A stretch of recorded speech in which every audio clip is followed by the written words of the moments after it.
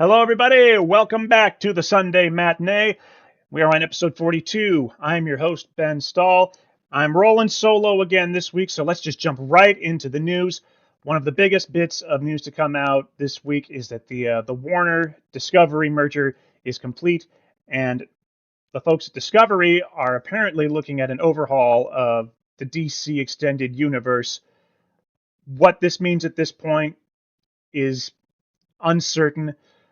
Word is they really do believe that Superman as a character needs to be revitalized somehow, that character's been languishing. I, for one, am hoping they don't do a complete overhaul, a complete reboot of the universe, as there is some really good stuff in there. Wonder Woman, Birds of Prey, James Gunn's Suicide Squad, Shazam. I think there's a lot of good in there, and I admit that it's a lot more dodgy than what Marvel has done. It's a lot more inconsistent in terms of quality.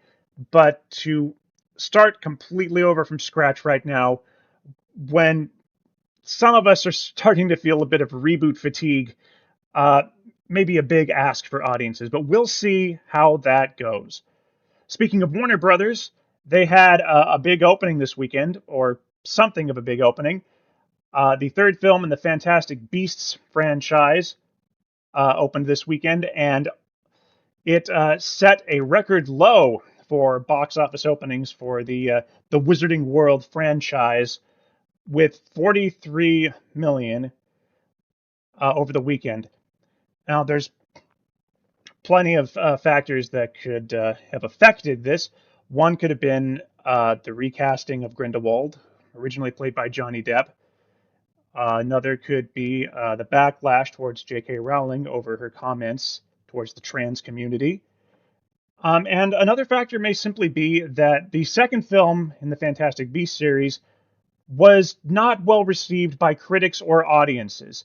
So the state of that series may very well be in limbo for the time being. But that could there could also be a huge overhaul for that series given the Warner Discovery merger. So we'll see how that goes as well.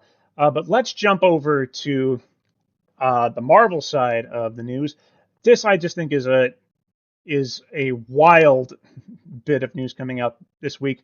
So apparently a Marvel superfan, Ramiro Elenas, has set a Guinness World Record after seeing Spider-Man No Way Home 292 times in cinemas. Now, he had to go through a lot to verify that, he was there, hold on to ticket stubs. Apparently, the record can only be set if he sat through the entire movie from beginning to end, didn't fall asleep, didn't take any bathroom breaks, didn't take any breaks to check the phone. So that is impressive and also insane, I think. Absolutely crazy to see a movie that many times in the cinema. I don't even think I've seen a movie that many times in my entire lifetime, including movies that I have been watching since I was very young. So it's a record I certainly am never going to beat. The most I've seen a single movie in a cinema is 11 times. It was Infinity War, and I don't know that I'll ever do that again. So yeah. More Marvel news. The Thor Love and Thunder trailer finally dropped. That trailer had set a record and finally has established its record as the shortest time between an MCU trailer dropping and the film's scheduled premiere. So it dropped today. The film is scheduled to open less than 3 months from now at the beginning of July. So, wow. But it was very much a teaser. Really, it showed off Thor's new look, showing off his new outlook on life. Got a glimpse of the Guardians of the Galaxy. Tessa Thompson coming back as King Valkyrie. Got a very, very brief tease of Russell Crowe's Zeus, and a very brief tease of Jane Foster's Mighty Thor. So we got to see Natalie Portman wielding the hammer. So that was really cool. So I'm very excited to see what Taika Waititi is going to bring us with Thor: Love and Thunder. So that's it for the news this week. What have I been watching? Well, I of course have kept up on Moon Knight, and I'll talk a lot more about that once Moon Knight has concluded its 6-episode run. We will have a spoiler cast for that show. I watched the 3rd episode of Our Flag Means Death. If you are a fan of Taika Waititi, Flight of the Conchords, that sort of content, then you're gonna love Our Flag Means Death. It follows the exploits of the real-life gentleman pirate Stede Bonnet. Of course, the show has been fictionalized and is quite hilarious. Also, this week, at the request of panelist Sarah Moore, I have started the HBO series His Dark Materials, which is, of course, based on the fantasy trilogy by Philip Pullman. I had to go back and look at the IMDb page for the film The Golden Compass, which is the film adaptation based on the first book that was released in 2007. I saw it, but I barely remember it because it wasn't that good. It wasn't the film to come along and take on Lord of the Rings or Harry Potter. So, but from what I've seen of the 3 episodes I've watched so far, I'm really enjoying it. And we'll have more to talk about on that soon. All right. So let's jump into our main topic this week. So this week is all about the legacy of Daniel Craig as 007. So to really understand how Daniel Craig's legacy began, we have to go all the way back to 2002. So it's November 2002. Die Another Day is releasing to theaters. This is the 40th anniversary film in the James Bond franchise and the 20th film in the franchise. So celebrating 2 major landmarks here. It is Pierce Brosnan's 4th outing as 007, and 2002 really kind of a lot had changed between 1999, when The World Is Not Enough released, and 2002, when Die Another Day was released. We've gone through September 11th, 2001, and it had sort of established this mindset of politically the world was a different place, and spy thrillers sort of needed to adapt to that. And I think a film that released earlier in 2002 did that, and that was The Bourne Identity, a film that sort of really told a grounded spy thriller that wasn't reliant on big, flashy special effects, insane cars, with ejector seats and machine guns behind the headlights, no gadgets. Jason Bourne was someone who could be effective in hand-to-hand combat and could kill you with a pen. So, and then there was also Triple X starring Vin Diesel, which took the spy genre in the opposite direction. It was big. It was, this sort of effects-driven and intense, fun film. But the character wasn't supposed to be a grounded secret agent. He was, this extreme sports personality who was roped in to becoming to do spy work because he's, good at doing stunts. He can pull off amazing tricks. So he had these 2 films on the opposite end of the spectrum here in terms of how grounded they were. And then Die Another Day released, and my dad and I had seen every Bond film together, starting with GoldenEye in 1995. It was really the first one I was old enough to go see in a movie theater. So we had seen every one of them together, and we'd seen them more than once. We saw Pierce's 3 other films at least twice. I was in school, and I had I had stuff to do after school, so I knew that I wasn't going to go see it with Dad right away. Dad went and saw it on opening day. I went and saw it opening night with a friend after was free. And Dad and I, uh, we agreed that we didn't need to go see this one again.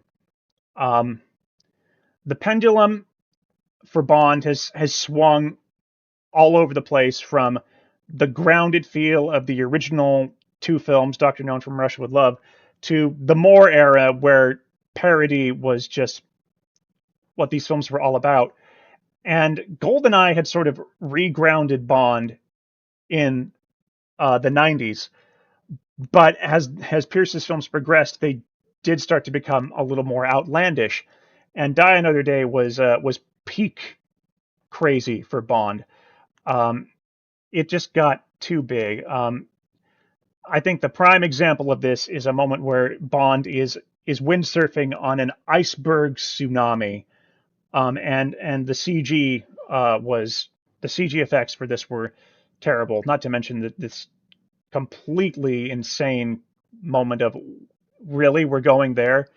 Um, it had the car could cloak now, and the chemistry uh, between Bond and Jinx, played by Halle Berry, was played up to be almost too perfect. They were just, the innuendo that they would just, their banter was just absolutely, it really, it just got so annoying. It's just a shame too, because Halle Berry is such a wonderful actress, and unfortunately had the great misfortune of being cast in I think, one of the worst Bond films. It was a financial success, big at the box office, but critics and fans look back on it and mostly say that this was a big turning point, and where a few years later, the Bourne Supremacy proved that the Jason Bourne style, the grounded spy story, with a further emphasis on character development and and you know and a plot that you had to actually follow, didn't have big lasers in the sky or anything like that. That's what people wanted to see. The Bourne franchise, at least while that original Bourne trilogy was huge, and it was time for Eon Productions to take a look at what they were doing with James Bond and to evaluate what they needed to do to keep the franchise relevant. Now, I have nothing against Pierce Brosnan. I think that he did the best he could given the scripts he was given. And I think that there were moments where he gave a really good personal and tragic look at Bond. But the decision to completely start over meant that it was time to recast Bond. And Eon Productions was incredibly fortunate that they were able to finally get the rights to do Casino Royale, which is actually the our very first Bond book written by Ian Fleming. There is a great documentary. One second.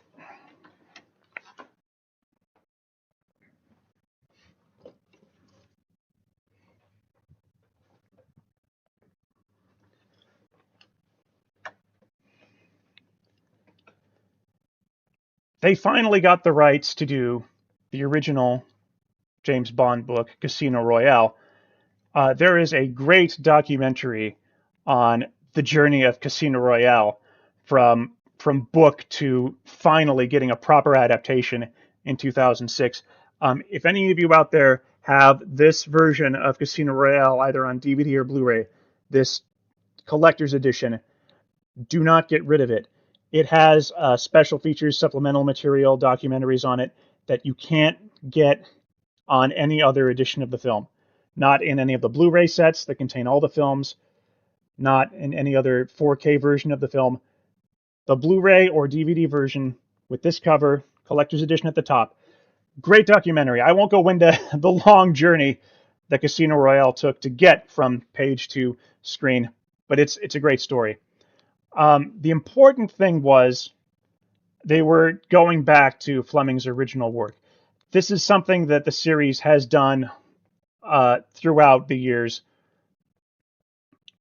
Uh, sort of when You Only Live Twice, even though You Only Live Twice is often regarded by fans as being a fun film, a little ridiculous, but generally regarded as fun. It got so big that for the next film, On Her Majesty's Secret Service, they decided to go back to Ian Fleming's work and make a more grounded story that really took more from the books than the series had been doing recently. It happened again with Moonraker. You know, when you go to space, once you get to space, where do you go? You go back down to Earth and you sort of look back at what Fleming had wrote and take elements of that. And once again, the series had just gotten so big that it was time to go back, and this time really go back to the beginning. And Casino Royale is the first book, I would say the first book really since, or the first film since On Her Majesty's Secret Service in 1969, to really genuinely take the story and put it on film. Now, a lot of what you see at the beginning of Casino Royale in the Bahamas was written for the film, but a lot of what happens in Montenegro, at the casino, and afterwards is taken from the book. Obviously, it's modernized. The book takes place in the 50s. The movie takes place in 2006.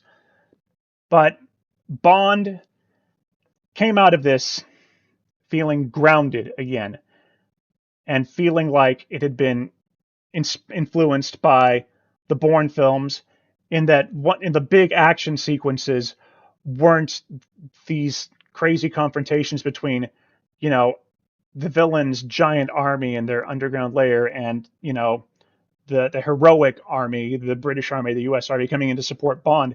These big action scenes were Bond chasing one guy and doing this big long parkour chase. It was incredible. It was so cool, and you could definitely see where the Bourne influence kicked in. There weren't very many gadgets, you know. It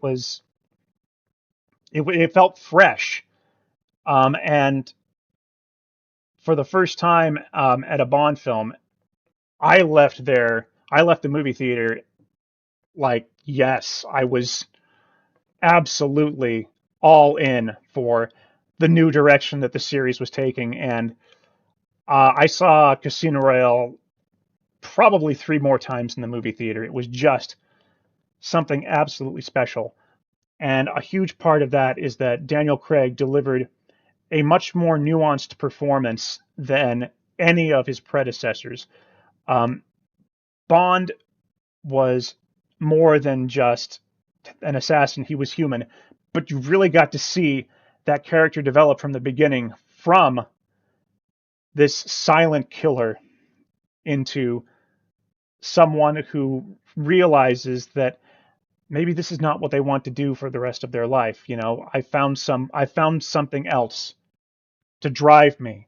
And so I don't want to, and then of course Bond loses that. He loses Vesper, and he loses his trust, and he loses his ability to open up to others. And it sort of gives him the origin of why his romantic entanglements are only that. Why he never is opening himself up to be with someone, you know, for more than in these cases one film. So it's truly an origin story, and literally an origin story. You get to see the kills he makes that get him the promotion to 00 status. And Casino Royale also pulled off a really bold gambit. It was the first film in a long time, actually the first film ever in the series to not include Q or Moneypenny. Now, Q was absent from Live and Let Die, but his gadgets are not. He's mentioned. But in this film, Q and Moneypenny aren't a part of the story in any way. And those are series staples. Um, the only thing that carried over from the Pierce Brosnan era was Judi Dench as M, and that is because despite despite the craziness of those scripts, Judi Dench always gave an excellent performance as M, and I think bringing her over and giving her a chance to start fresh was an excellent move. So it presented a whole new Bond, something grounded, something that felt real. And that carries over into Quantum of Solace. Now, I will wholeheartedly admit there are some legitimate criticisms to be levied against Quantum. It was a production that was rushed through the writer's strike of 2008. They were given a starting script to go on, and then the strike happened, and rather than shut down production and wait for the strike to end, they started rolling, and when they needed to work on the script, they would have the director Mark Forster hop in, Daniel Craig would hop in. It was obvious that the story of Quantum was underdeveloped, and that shows in its runtime. It's the shortest Bond film ever, and you can tell in the first half is just several action sequences weaved together. And even in the downtime moments in that first half of roughly half of the film, the editing is so quick. There are too many shots that don't make it past even the 7-second mark. It's jarring compared to what Casino and Skyfall later would bring in the cinematography and the editing department. So the thing is, when it slows down, I think there's some good stuff to be seen there. But what is important about Quantum is that it is the first Bond film, the 22nd Bond film in the series, and the first one to pick up immediately or almost immediately from where the last one left off. That's just not something that the series had done before. Each film was its own adventure. This wasn't a series that had much of an arc for its storylines, going from one film to the next. So you can see how Bond's character arc in this film is immediately apparent. It's a revenge story. It is Bond trying to come to terms with the death of Vesper in the last film. That's something that even Diamonds Are Forever doesn't do. When they jump into that film immediately follows the death of Tracy in On Her Majesty's Secret Service. Bond and Tracy get married, and Tracy is killed, and Diamonds Are Forever starts, and if it acknowledges it's not intentional. There was sort of this sense that they kind of wanted to pick up where You Only Live Twice had left off instead. So it's a shame, really, but it's great that this film acknowledges that major events of the last film have an impact on the character and carry over, and that there's trauma there for Bond to have to deal with. So it's also the first film in the series in which the same actor plays Felix Leiter in consecutive films. Jeffrey Wright would be the first actor to do that. He wouldn't be the first actor to play Felix Leiter twice, but he'd be the first actor to play him in consecutive films. So that's a big one. Bringing back both Felix Leiter and Mathis. And Mathis is played by the same actor as well. In the older films, the only characters to really ever come back would be Bond, M, Q, and Moneypenny. And then in the Moore era, there were a handful of British officials who would return. But they were characters who didn't really have much of an impact on the story. So it was really cool in Quantum to see that sort of continuity finally come into play. Now, criticisms aside, I really appreciate Quantum for what it does. Yes, it's definitely a rushed film, but I do think that there are story elements in there that are important to the development of the series as a whole. And also, just as a story, I think there is one film in the Craig era that it even I don't want to say is worse, but it's it well, we'll get to it in a bit. So there was a 4-year break between Quantum of Solace and Skyfall, and I think that the sort of rushed nature of the production on Quantum was a lesson that the lesson learned there was that we need to take time with these films, and that is absolutely apparent in Skyfall. And Skyfall brings the origin story of James Bond to a close. It does a few things. It does finally introduce some of those recurring characters from past films. It introduces a new Q and a new Moneypenny. It also looks to Bond's childhood past more than any other film had before it, and it shows how his childhood traumas framed him into the character that he is. And it also delves very much into Bond's relationship with M.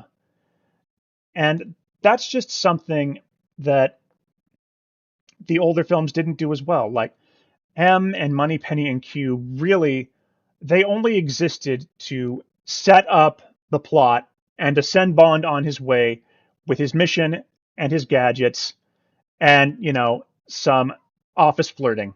That's what they would do. So that changed a little bit in the Brosnan era. Judi Dench's M typically became more important to the story, and her relationship with Bond became a much more important factor in the series. And that's one great thing that the Brosnan era carried over into the Craig era was Bond's relationship with M. So we can of course look back at the Brosnan era with the appreciation for that. And Skyfall felt a lot more like a prestige picture than Casino and Quantum. Casino may be my favorite, but Skyfall really established how this Craig era would feel for the rest of his run, for better or for worse. You had Adele singing the opening title song, and it won an Academy Award. Suddenly, James Bond was back at the Academy Awards, the first time since the 80s, and before now, like Bond films, they weren't nominated often for songs. They were nominated for like sound effects, visual effects, and you bring in Javier Bardem to play the villain. This man had won an Academy Award already, and gives the villain a much more nuanced performance. What they changed for this is there's this sort of, for these last few films, starting with Skyfall, they established a more personal connection between Bond and his allies and their villains. In Skyfall, Silva has a personal connection to M, and by proxy, believes he has a very personal connection to Bond. And that makes his character much more menacing, because he's not out there to do this for money. He's out there to do this. It's very personal for him.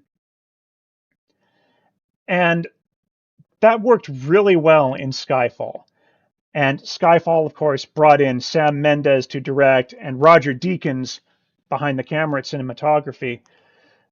And it felt much more like a prestige film because of that. Mendes, of course, has his background with films like American Beauty, Road to Perdition, and Deakins is his partner in crime in a lot of what he does. So it really elevated the Bond films to a much higher status than these sort of popcorn action films. And it also helped that Skyfall was released for the 50th anniversary of the franchise. And frankly, as anniversary films go, Skyfall is leagues ahead of Die Another Day. But it continued Craig's arc. It delved deep into his character, and it also examined something that the series really hadn't before, and that's what do we get when Bond when Bond is on the edge of quitting. It's Bond quitting is not something that is foreign to the franchise. He's done it several times over the course of the series, but usually it's just because he's having an argument with M. In this film, he's injured at the beginning, and he's questioning throughout the film, am I fit to do this anymore? Even though it's the only thing I believe I'm good at. Am I fit to do this? And what do I do if I can no longer do this? So it's a very awesome take, I think, on the character that uh, doesn't get explored, didn't get explored enough in the previous films. But we'll talk about why that is shortly. Skyfall was followed by Spectre, and Spectre continued to evolve the character. Unfortunately, um, unfortunately, it tried to imitate Skyfall, I believe, a little bit too much, and it felt much more forced.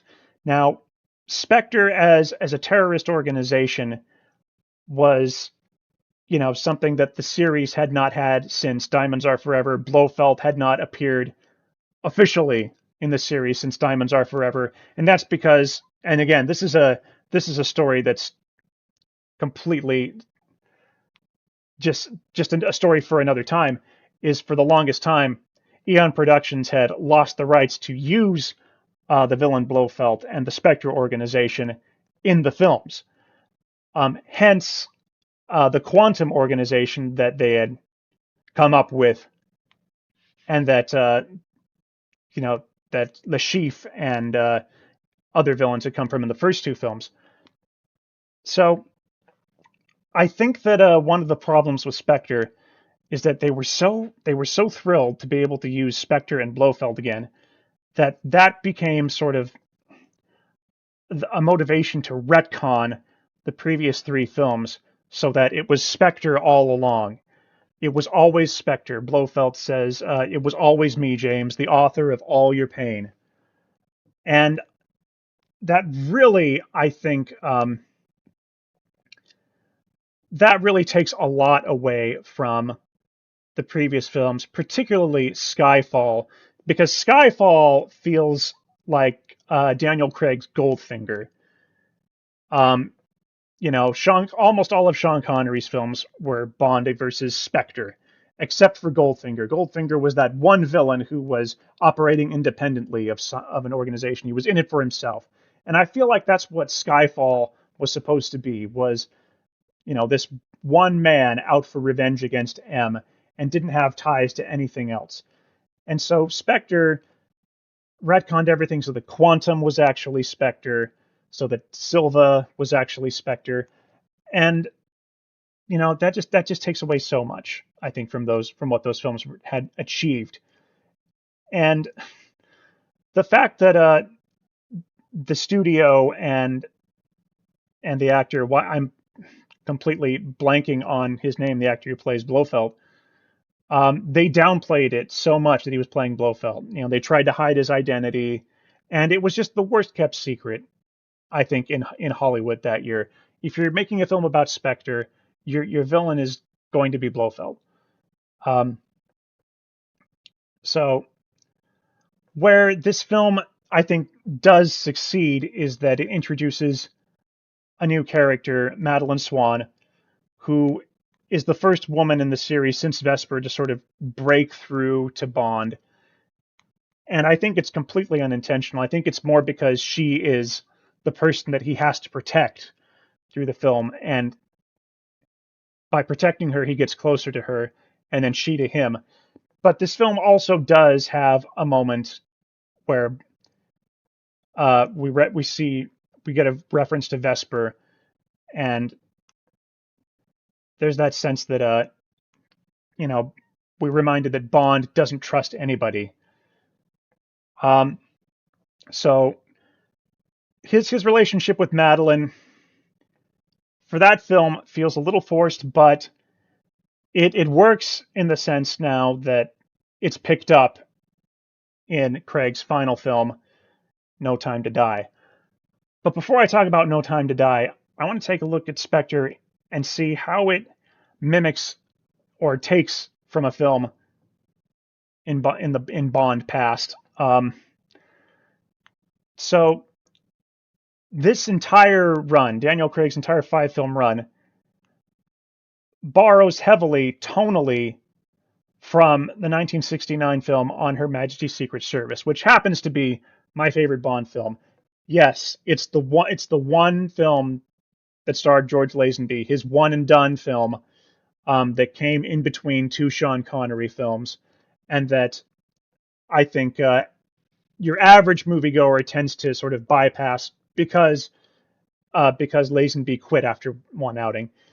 And it's not the best performance in Bond history, but the script is rock solid. The cast around Lazenby are incredible. The music is among the best in the entire franchise. It's just such a great story, and it's one of the few stories in which Bond in the 60s and almost all the way up until the 90s is presented as a multidimensional character, as someone who does want to have a life outside of his job. And it's, probably, arguably, the most tragic ending in a Bond film. The only other time, apart from Casino Royale, where Bond's love interest is killed, and this is not just, like Casino Royale, Tracy isn't just, this one-time fling. They get married, and she's killed shortly after their wedding. And with Vesper, Bond wants to quit and just travel the world with Vesper and be with her for the rest of his life. So Casino already sort of echoes that type of tragedy. And this series committed to having Bond be a multidimensional character. So it owes a lot to that particular film and its story. And Spectre had some literal tie-ins. In the first big trailer, not the teaser, but the first big trailer, actually used music from On Her Majesty's Secret Service. That music does not appear in the actual film, but it does in the trailer. And the ending of Spectre actually parallels the original intent of On Her Majesty's Secret Service back when they were working on that film. They had to make a decision. Do they end the film with Tracy's death as it happens in the book, or do they end the film with Bond and Tracy driving away from their wedding and close it there and then open up the next film with Tracy's death? Given that Lazenby retired from the role right away, the choice that they made was obviously the right one. But Spectre ends with Bond and Madeline driving off in the Aston Martin, seemingly for a happy ending.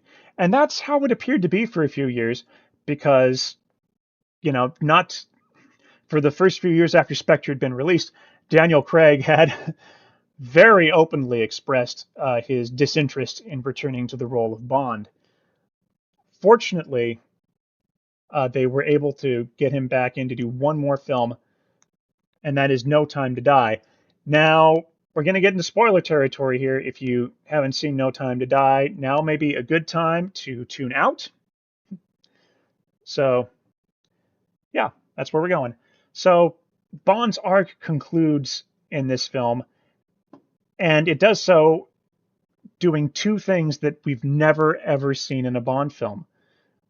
One, we established that Bond is a father, that he has had a child with Madeline Swan, a child he doesn't know about for the first few years of her life. And that is a huge deal in the Bond franchise. One, this is a franchise that a child has never appeared in as an important character to the plot. And children barely appear in the Bond films at all. So the fact that Bond actually has a daughter in this film is a huge deal. And then, of course, the big one is, for the very first time in 25 films, James Bond dies. That's something that I think is absolutely crazy to think about. That he never died. Well, he does die in the books, but like Sherlock Holmes, Bond was so popular that Ian Fleming begrudgingly returned to the series and brought him back from the dead. And, sort of had to write it off as, oh, he never really died. He was just, poisoned. And it was a bad time. But Bond dies. It had never happened in the, what are we coming up? In the 59 years and 25 films. This was a first. Now, once again, No Time to Die takes from Skyfall in the sense that it deals with a villain that has a personal connection to Bond and particularly to Madeline Swan. So once again, the stakes are personal, and because this film is so focused on Bond's journey and less on the importance of the villain's plot, the villain does come off as a little bit less memorable than they have in the past. But once again, this is the third appearance for the new Q and the new Moneypenny, and also the third appearance for the brand new M, played by Ralph Fiennes, who had replaced Judi Dench. And their characters have also had more of an arc than they ever had in previous films. That you get to see them outside the office. They help Bond in ways that they previously never would have. They're really more important to the story than they ever had been. And this film is also marked an important, set an important record for Felix Leiter. Jeffrey Wright is the only actor to have played Felix Leiter 3 times, which it's so good that Daniel, that continuity is important. That Daniel Craig is also the first Bond to have only one actor play Felix Leiter. Sean Connery had several actors play Felix Leiter. Moore only had one. Dalton had 2 actors playing Felix Leiter, and Pierce Brosnan never had a Felix Leiter. So that continuity, once again, it's there, and it's so important. And yeah, it's just, once again, and now we're going to go back to On Her Majesty's Secret Service. This film pays homage to it in the most obvious ways. Very early on in the film, as Bond and Madeline are driving across the Italian hills, Bond says, "We have all the time in the world," which is the line in On Her Majesty's Secret Service that Bond tells Tracy. So right away, longtime Bond fans know that this is not a good sign for somebody. That this movie is very likely going to end in tragedy. And then right after he says that, they play the theme, "We Have All the Time in the World," from On Her Majesty's Secret Service. So if you know that movie, you knew something bad was going to happen. That this, Bond had finally found the love of his life, and you knew that somehow it was not going to last. And music from On Her Majesty's Secret Service is used again at the point in the film where Bond and M are talking outside. I believe they're by the river, talking outside, and M finally sort of reveals, what the Heracles project has been. And if you listen carefully, you can hear the Her Majesty's Secret Service theme playing in the background. It's a really good touch. Because both films are actually about, On Her Majesty's Secret Service is about Blofeld threatening to unleash a virus upon the world. And No Time to Die, it's not a virus, but it's a nanobot. It's nanobots that can transmit via, DNA recognition and then poison you. So it's not a virus, but it's viral. So surprisingly similar connections there. And then once again at the end of the film, right before Bond dies, he tells Madeline not to worry, you have all the time in the world. So there's this tragedy that Bond is never allowed to have a normal life.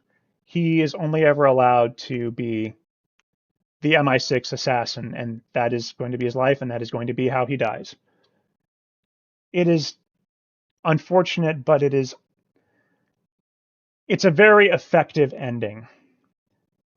So in what ways is Daniel Craig's run different from other actors who've played 007?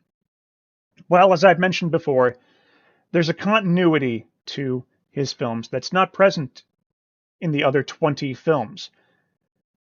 Across the other 20 films, you have Sean Connery, George Lazenby, Roger Moore, Timothy Dalton, and Pierce Brosnan, and they're all seemingly playing the same iteration of James Bond. It's as though over the course of those entire films, James Bond never really ages. But the people around him, M, Moneypenny, Q, they all do. Or when the actors who play a character, the actor Bernard Lee, who played M from Dr. No all the way through Moonraker, passed away. He was replaced in 1983, and it was never really established if it was a new M or if it was just a new actor playing the same M. They obviously acknowledged a new M in Goldeneye when Judi Dench took over, but at that same time, you had 3 different actresses across the course of all those films playing Moneypenny, and Lois Maxwell, who played it for the longest from Dr. No all the way to A View to a Kill, aged well ahead of everyone else who was appearing, except for Desmond Llewellyn, who played Q from Dr. No all the way until The World Is Not Enough, and passed away, unfortunately, after that film. And he was the only character. Actually, I take that back. His character was actually played by a different actor in Dr. No.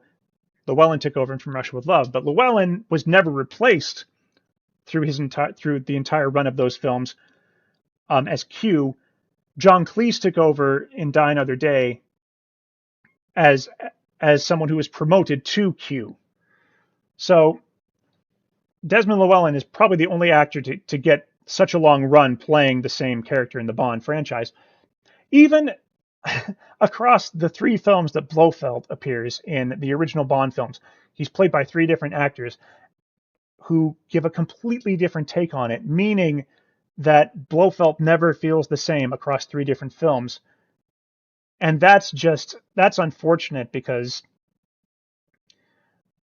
it means you're just seeing a new villain 3 different times. There was no sense that, and I mean, as much as I love On Her Majesty's Secret Service, it makes no sense that it is the second film featuring Blofeld, and Blofeld somehow doesn't, Bond is supposed to be incognito for a good chunk of the film, and Blofeld doesn't recognize him despite having met him face to face in the previous film. It just doesn't make a lot of sense. And then, of course, you have so many different actors playing Felix Leiter, and they all have their own take, and they all feel so different from each other. So there was just not a great sense of continuity across those films.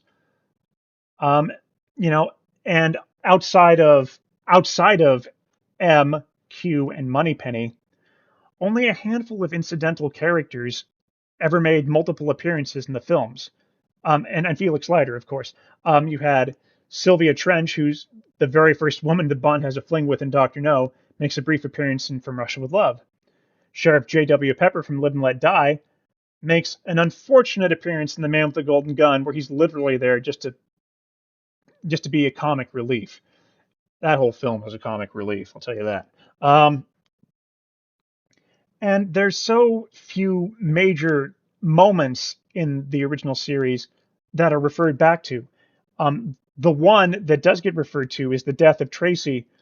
It's referred to once in The Spy Who Loved Me, in For Your Eyes Only, and then again in License to Kill, which does establish that this is the same Bond across the entire series of films, despite the fact that he seemingly never ages.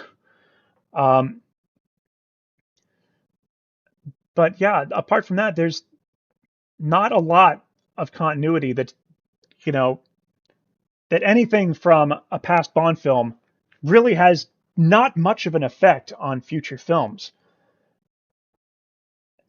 And yeah, that's just, it's unfortunate.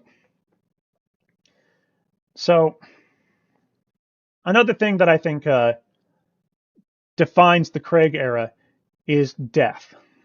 Death is a major part of the Craig films. Now, of course, it's James Bond. People die in these movies all the time. It's part of, part of being a spy action franchise. But death hits harder, and these films remember the dead and they honor them for the most part. Characters like Vesper and M, Judi Dench's M. Vesper is referred to in almost every one of the Craig films. I think Skyfall may be the only one which does not mention Vesper at all. And Judi Dench's legacy lives on in Spectre and is referenced again in No Time to Die. These characters are honored. They are remembered. They have an impact on Bond, and they have an impact on the other characters in the films. And it hits harder because Bond has stronger connections to these characters. Of course, Vesper is his lover. M becomes his mother figure.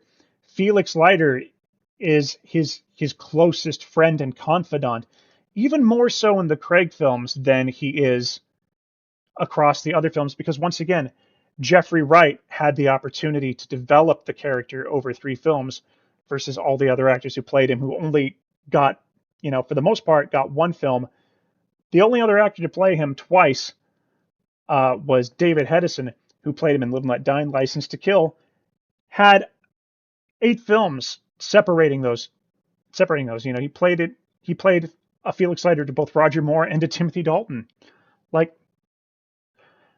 Yeah. So, and even Mathis in Casino Royale and Quantum of Solace, there is trauma there. You can see Bond is harboring. There's a moment where Mathis dies, and the best Bond can do is to dump him in a garbage bin just so that he can hide the body. And he just brushes that death aside and says, I can't remember what he says, but he just tries to brush it aside. But that death affects him. That death affects this Bond more than it does any other Bond, with the exception of Lazenby's Bond and Tracy's death. It's so much more important, and it's so much more impactful because the characters who die are much more fleshed out and much more interesting, and are characters who appear across multiple films and not just a character who appears for 20 to 40 minutes. It's just much more important to recognize and honor death in these films.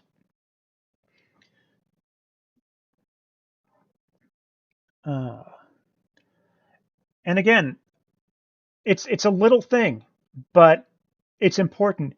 Keeping those same actors for the supporting cast throughout, including Felix Leiter, M, Moneypenny, Q. If if Ralph Fiennes or Naomi Harris had to, not be had to retire from the role for whatever reason, then they would have written in a new character to be a different Moneypenny, who wouldn't even be named Moneypenny for that matter. And they just write in a new M for whatever reason. There's that sense of continuity that you can't just recast a role in this case if you don't absolutely have to. So, and something else that's just important to this run, there is a defined beginning and end.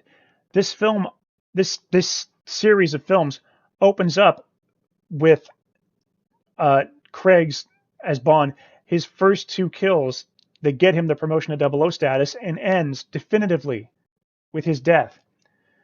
In Dr. No, Bond is already a 00 agent. It's just, it may not even be his first mission. He's already established as Bond.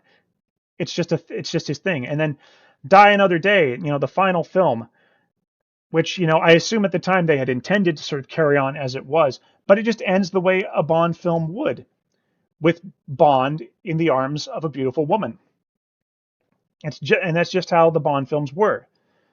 No, this time around, Craig's ran had a beginning and an end.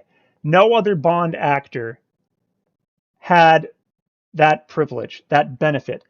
They just sort of picked up from where someone else had left off and continued the series. So, and I think it's important to note that, Bond wasn't the first to do this. And in fact, another one of the major factors that probably played into why this series had been rebooted the way it was the year before, Warner Brothers released Batman Begins. The Batman film franchise had run its course, by 1997 with Batman and Robin, and no one wanted to pick up from where Batman and Robin left off. The series had just gone off the rails, so Warner Brothers, did the Batman reboot, and suddenly reboots became a huge thing. Since then, we've had Spider-Man rebooted, Batman's been rebooted again, Spider-Man's been rebooted again. I talked about rebooting the DC universe earlier, and I will admit it's getting quite exhausting, but I do know that we're probably going to get a Bond reboot in the next few years for obvious reasons. So, but what the Dark Knight trilogy also did was, rather than tell this never-ending story of, Bruce Wayne always being Batman, it just decided to tell its story in 3 parts with a definitive beginning and a definitive ending. And I think that Craig's run as Bond owes a lot to that. I think that the audiences have become much more invested in sort of storytelling that has a defined beginning and end. One thing that's become popular a lot these days, it's HBO miniseries. We love to have stories that don't go on forever and ever and ever, unless they're, of course, something like the Marvel Cinematic Universe, in which you're telling these big stories with dozens of characters, but that's completely different. But it also could be the success of those types of shared universes that shape the ideology that there had to be some kind of continuity across the Bond films. That once Craig's run as Bond is over, that the next person who picks it up has to start fresh somehow. How that's going to happen, I don't know. Where does the series go from here? I'm not sure. I mean, could it return to the serialized formula where Bond is played by multiple actors across the same continuity? I hope not. I hope that I would love if actors from Craig's run made the jump into the next series of films. I think Naomi Harris as Moneypenny, Ben Whishaw as Q, and Ralph Fiennes as M did a fabulous job. And Rory Kinnear, didn't even talk about Rory Kinnear as Tanner. yeah, I would not mind if those actors returned to play new versions of those characters. I also wouldn't mind if those characters were completely recast. But I don't know. Like, do we go back to that sort of shared continuity with different actors? I think that audiences at this point um, are really more drawn to the type of storytelling where you have the same actor playing those characters across their own personal stories, and that you only recast these roles when it becomes absolutely necessary. Um, you know, does that mean that what we're going to start seeing is the James Bond franchise defined by 5 film arcs and then getting rebooted the way that we've kind of gotten used to Spider-Man and Batman getting rebooted? Maybe, but I'm not sure that the smartest move would be to go back to the way it was before Craig. I think that the impact of important events in Bond films need to be shown, and not something you just sort of brush over every time a new actor comes on board. But I may be in the minority there. And the question also popped up is who should play Bond next? I don't know. You know, a lot of names have popped up. I think Idris Elba is one of the biggest names to pop up in the last few years as someone who could play Bond. I think that would be great. I also think that it's great what they did with Daniel Craig. When they announced Daniel Craig, he was sort of this unknown. And there was this huge backlash. Oh, we can't have a blonde Bond. And look what happened now. He's one of the most beloved Bonds in the entire franchise. Before, the only unknown actor who had really taken on the role of Bond was Sean Connery, the original. And I guess, yeah, George Lazenby was also unknown. But after that, Roger Moore was already a big television actor. Timothy Dalton had a host of films and theatrical productions to his name. Pierce Brosnan was known for Remington Steele. Moore, Dalton, and Brosnan were all well-established actors. I would love for them, to, you can either do something different like cast Idris Elba and bring the first black Bond to the cinema, or, surprise everyone with this barely known actor and let them take on the role. But I also just there's this sort of also this sense of what could have been. I know that Bond producers Barbara Broccoli and Michael Wilson are going to start the hunt for a new Bond soon. I would also just love it if they continued the Craig continuity with Lashana Lynch stepping in as the new 007, so that they can also keep Naomi Harris, Ben Whishaw, and Ralph Fiennes and Rory Kinnear, and their arcs could all continue on in the same continuity. I don't think that's going to happen. I think that's unfortunate that we live in a society uh, where there are people out there who would reject that notion. But I also am not in control of what happens with this franchise. If you're listening, Barbara Broccoli and Michael Wilson, that's my take. Um, I also, honestly, and I know this is probably part of what Craig wanted for the role, but I also wonder, should Bond have died? I would have loved a series to continue where Bond gets to retire and live the life that he wants, and possibly make a return in future films as the new M. I think that would have been a fun take on the series. But I would also not be surprised if Craig got to the point where he was approaching Bond the way that Harrison Ford had always approached Han Solo, where, yeah, I'll do it again, but at this point you need to kill me off because it's not the role I want to keep doing for the rest of my life. Um, so yeah, that is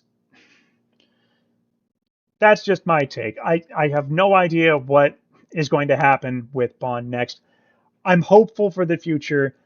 I hope that whoever does take over the role next is able to bring their own personal take on the character, the way that Craig brought his, and that the writers will be insightful enough to write a Bond that is appropriate for the modern era and not just let the pendulum swing back to parody the way that it did so often with Roger Moore and with Pierce Brosnan.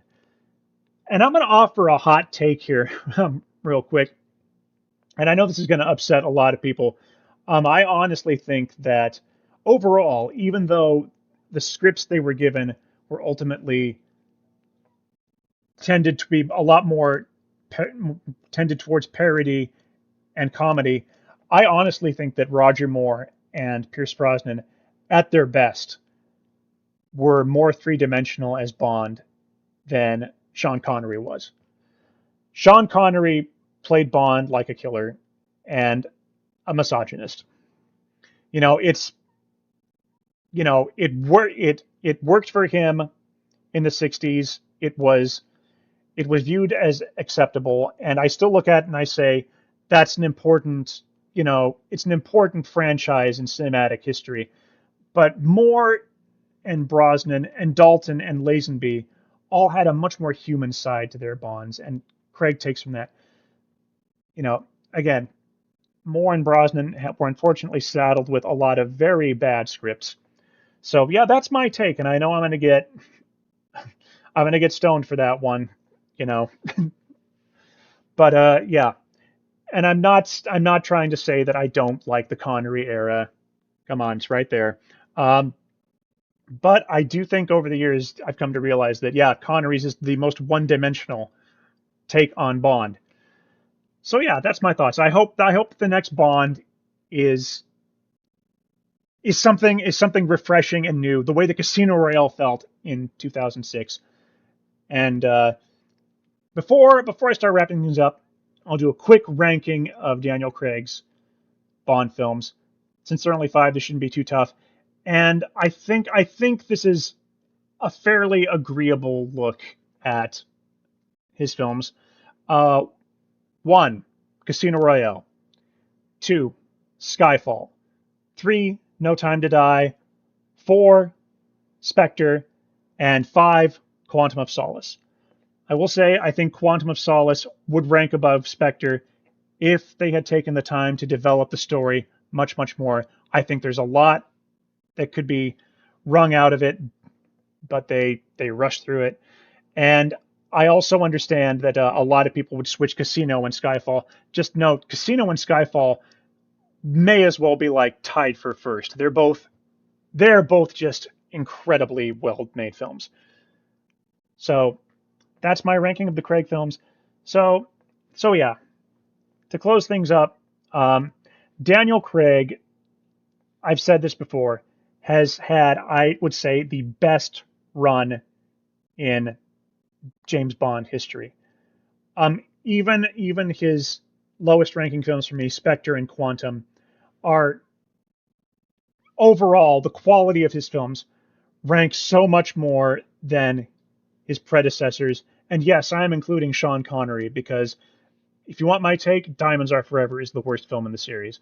Um, so yeah, I think that Craig's run is special. I think that Craig um, will probably be my James Bond, um, for the remainder of all time, unless the next one can step in and do something that's even more just as or more just effective as what Craig did. So that's my take on the Daniel Craig era. So that is it for this week's episode of the Sunday Matinee. Get ready next week. Going to change things up just a little bit. Going to have someone else taking over as host. I will still be here. So yeah, we're actually going to be talking about his Dark Materials, and that is one of the reasons that I am watching it. So stay tuned next week if you are a fan of fantasy. I think that'll be a good episode for you. And I will say, I told everyone last week, go see Everything Everywhere All at Once. I said I was going to go see it. I have failed you. I have not seen it yet. I still plan to. I will say I do have a ticket to go see The Northman on Friday. So I will have something to say about that when we come back next week. Until then, everyone, uh, have a good day and enjoy your time at the movies.